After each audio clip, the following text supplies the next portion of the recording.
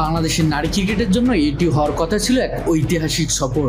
প্রথমবারের মতো অস্ট্রেলিয়ার মাটিতে দ্বিপাক্ষিক সিরিজ খেলতে যাওয়ার অপেক্ষায় ছিলেন নিগার সুলতানা জ্যোতি ও তার সতীর্থরা। কিন্তু কি ঘটে গেল যে সফর শুরুর আগেই ধাক্কা খেল টাইগ্রেসরা।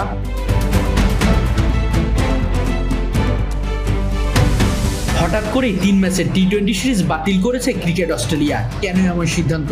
এর পেছনে কি কোনো নতুন পরিকল্পনা, নাকি রয়েছে আন্তর্জাতিক ক্রিকেটের বড় কোনো পরিবর্তন? আইসিসি নারী চ্যাম্পিয়ন্স ট্রফির সূচিতে নাটকীয় পরিবর্তনের কারণে বদলে গেছে পুরো সমীকরণ, আর সেই সমীকরণের প্রভাব এসে পড়েছে বাংলাদেশের ঐতিহাসিক সফরেও।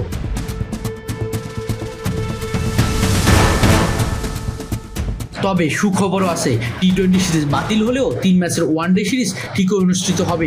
ব্রিসবেনে বিশ্বের অন্যতম শক্তিশালী দলের বিপক্ষে মাঠে নামবে বাংলাদেশের মেয়েরা। কিন্তু প্রশ্ন হলো, অস্ট্রেলিয়ার কন্ডিশনে টি-20 খেলার মূল্যবান অভিজ্ঞতা হারানো কতটা বড় ক্ষতি হতে পারে বাংলাদেশের জন্য?